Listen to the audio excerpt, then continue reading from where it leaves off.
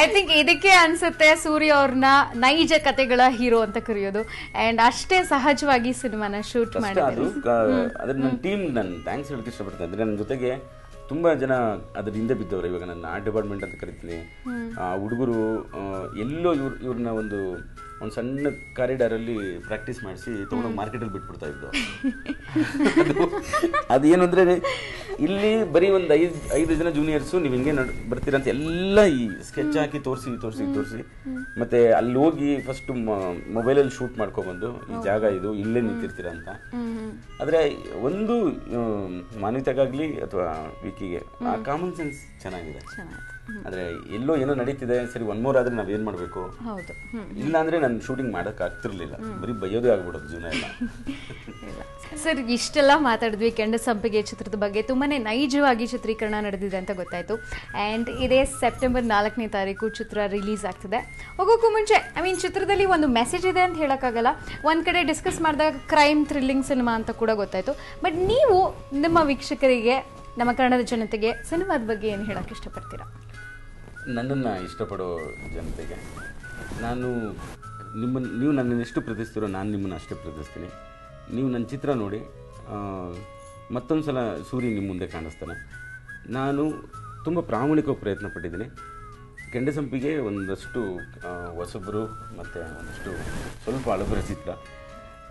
ನನಗೆ ಈ ಸಿನಿಮಾದಿಂದ ನೀವು ಕೊಡೋ ಧೈರ್ಯದಿಂದ ಒಂದಷ್ಟು ಸಿನಿಮಾ ಮಾಡ್ತೀನಿ ನಾನು.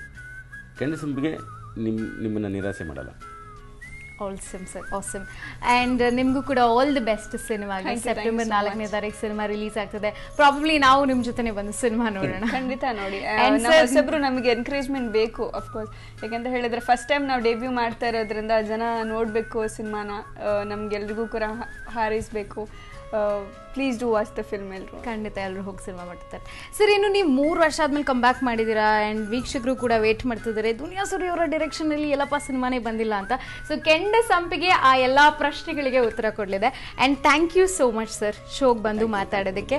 ಆ್ಯಂಡ್ ಮತ್ತೊಮ್ಮೆ ನಿಮಗೂ ವರಮಹಾಲಕ್ಷ್ಮಿ ಹಬ್ಬದ ಶುಭಾಶಯಗಳು. Thank you so much. ವೀಕ್ಷಕರೇ, ನೋಡಿದ್ರಲ್ಲ, ಇದು ವರಮಹಾಲಕ್ಷ್ಮಿ ಹಬ್ಬದ ಕೆಂಡ ಸಂಪಿಗೆ ಸ್ಪೆಷಲ್. ಇದೇ ಸೆಪ್ಟೆಂಬರ್ 4ನೇ ತಾರೀಕು ಚಿತ್ರ ರಿಲೀಸ್ ಆಗ್ತದೆ. ಹೋಗಿ ಕೆಂಡ ಸಂಪಿಗೆ ಚಿತ್ರನ ನೋಡಿ. ಅಫ್ಕೋರ್ಸ್ ಒಂದು ವಿಭಿನ್ನವಾದಂತಹ ಚಿತ್ರ ಬಂದಿದ್ದಾರೆ. ಆ್ಯಂಡ್ ದುನಿಯಾ ಸೂರಿ ಅವರ ನಿರ್ದೇಶನ ಅಂತ ಹೇಳಿದ್ಮೇಲೆ ಡೆಫಿನೆಟ್ಲಿ ವಿಭಿನ್ನವಾಗಿರುತ್ತೆ. ಸಿನಿಮಾ ನೋಡಿ ಅಂತ ಹೇಳ್ತಾ ಮತ್ತೊಮ್ಮೆ ಎಲ್ಲರಿಗೂ ವರಮಹಾಲಕ್ಷ್ಮಿ ಹಬ್ಬದ ಶುಭಾಶಯಗಳು. ನಮಸ್ಕಾರ.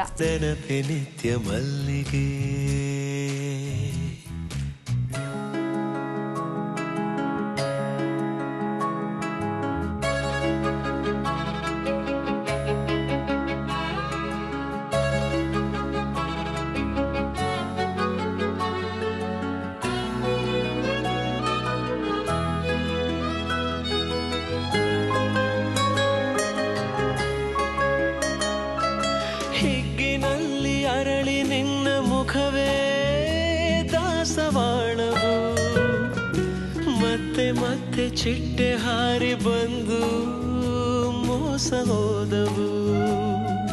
ಗುಟ್ಟು ಮಾಡುವಾಗ ನೀನು ದಿಟ್ಟ ಕಡಗಿಲೆ, ತೊಟ್ಟು ಜೇನಿಗಾಗಿ ನಿನ್ನ ಮುಂದೆ ಕುಣಿಯಲೆ. ಅಂಟಿಕೊಂಡ ದಿವ್ಯ ಗಂಧ ನೀನು ಸುರಗಿಯೇ, ನಿನ್ನ ಸ್ವಪ್ನ ಕಂಡೆ ನಿನ್ನ ಎದೆಗೆ ಹೊರಗೆ. ನೆನಪೆ ನಿತ್ಯ ಮಲ್ಲಿಗೆ, ಕನಸು ಕೆಂಡ ಸಂಪಿಗೆ. ಎಷ್ಟು ಚಂದ ಶಿಕ್ಷೆ ಒಂದು ಸಣ್ಣ ತಪ್ಪಿಗೆ, ಸರಸ ಪಾರಿಜಾತವು ವಿರಹ ಚೂಪು ಕೇದಿಗೆ. ಸದಾ ಬಿಡುವ ಕಾಲ ನನ್ನ ಪ್ರೀತಿಗೆ, ನೆನಪೆ ನಿತ್ಯ ಮಲ್ಲಿಗೆ.